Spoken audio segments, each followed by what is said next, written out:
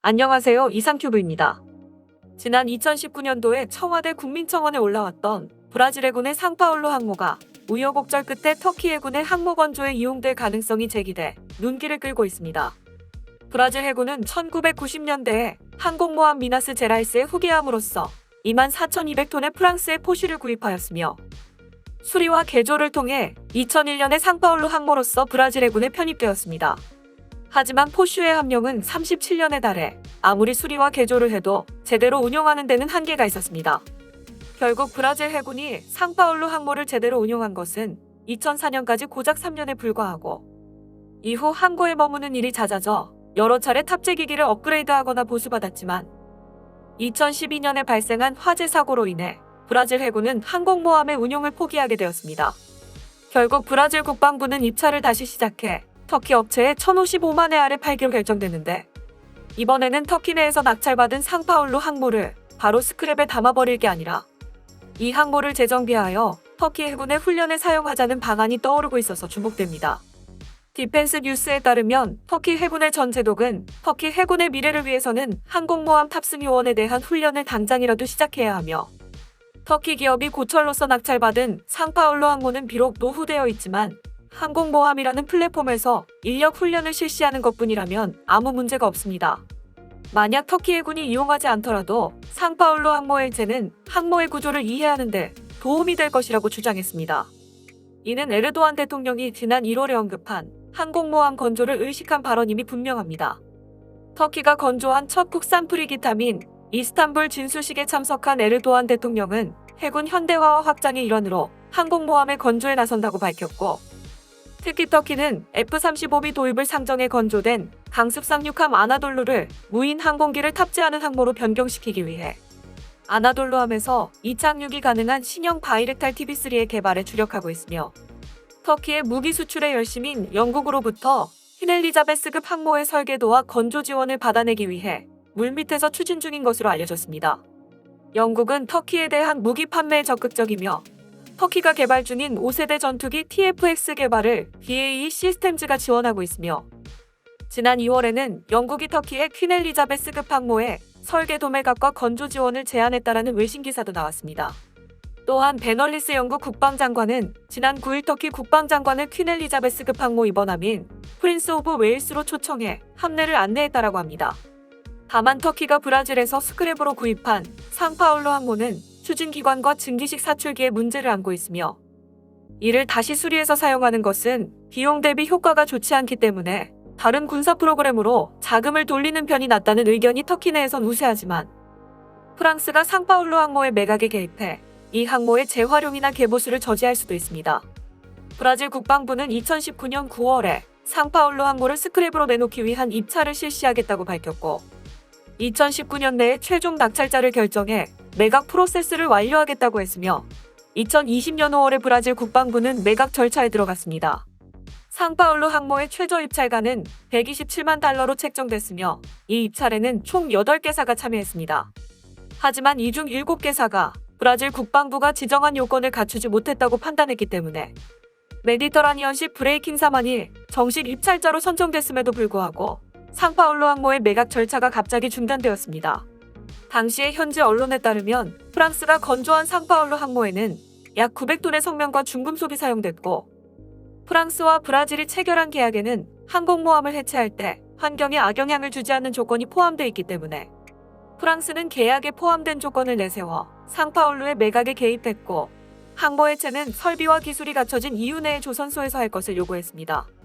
확실히 프랑스의 요구는 계약에 근거한 요구이므로 잘못된 것은 아니지만 2019년 1월에 취임한 브라질의 보우소나루 대통령과 프랑스의 마크롱 대통령은 매우 사이가 나빴고 특히 아마존 숲속에서 반복적으로 발생하는 대규모 화재에 대해 두 대통령은 서로를 비난하는 사이였습니다. 이후 브라질은 상파울루 항모의 재입찰을 시작하여 터키 기업이 낙찰받았습니다. 하지만 현재 터키와 프랑스의 관계는 동지 중의 문제로 최악으로 치닫고 있어 프랑스는 브라질과 마찬가지로 터키가 입찰받은 상파울루 항모에 개입할 수도 있습니다. 참고로 터키의 이스마일 데미르 방위사업청장은 상파울루 항모의 문제에 대해 터키 조선업계는 항모를 건조할 수 있는 충분한 능력이 있기 때문에 노후된 항모에 돈과 시간을 들일 필요가 없으며 항모에 필요한 관련 시스템 개발에 자금과 시간을 할애해야 합니다라며 자국산 항모 건조의 상파울루 항모는 도움이 되지 않는다고 발언했습니다. 이런 상파울루 항모가 국내에서도 주목받는 이유가 있습니다. 지난 2019년도 청와대 국민청원란에 상파울루 항모를 구매해달라는 글이 올라왔기 때문입니다. 2019년 당시 청와대 국민청원란에는 항모를 통한 우리 해군의 해상 육상기지 확보와 제공권 우위 점유 등에 대한 기대를 할 수 있는 서울 지역 132제곱미터 아파트 한 채 값 정도 수준의 상파울루 항모를 구매해달라는 것이었습니다. 신인균 자주국방네트워크 대표 등 매입을 주장하는 측은 상파울루 항모 설계에 대한 기초자료와 운용요원 훈련 등 데이터 수집 용도로 가치가 충분하다며 당장 사야 한다고 주장했습니다. 특히 상파울루 항모가 캐터펄트를 장착한 항모여서 전투기와 같은 고정익 운용이 가능하다는 점도 강조하고 있습니다. 그러나 브라질의 상파울루 항모는 고철로도 사올 이유가 없다는 것이 군 당국을 비롯한 전문가들 다수의 의견이었습니다. 구매 반대의 첫 번째 이유로 상파울루 항모의 운용이 불가능하다는 점이 꼽혔습니다. 군함의 평균 수명은 30년 정도이며 항모의 경우 정비와 보수를 통해 40년 정도를 운용하기도 하지만 상파울루 항모는 이미 60년이 넘었습니다. 앞서 말했듯 브라질조차 너무 낡아서 개수 자체를 포기한 항모이며 지금 브라질은 영국에서 퇴역한 오션급 상륙함을 가져와 대신 쓰고 있습니다. 게다가 해군이 무리해서 훈련용으로 사용한다 하더라도 우리나라의 상파울루 항모에 올릴 전투기가 마땅치 않은 게 현실입니다. F-35B는 수직이 착륙기라 사출기가 필요 없고 해군용 F-35C는 무거워서 상파울루 항모의 사출기로는 사출이 안 된다고 알려지고 있습니다. 기술 습득 측면에서도 무용하다는 게 중론입니다. 상파울루 항모는 1950년대 기술로 만들어진 항모여서 지금 건조되는 항모와는 기술력 차이가 극심하고 아울러 이미 우리나라는 호주가 사용하다 퇴역한 항모를 해체한 적이 있어 항모에 관한 기술 자체는 보유하고 있습니다.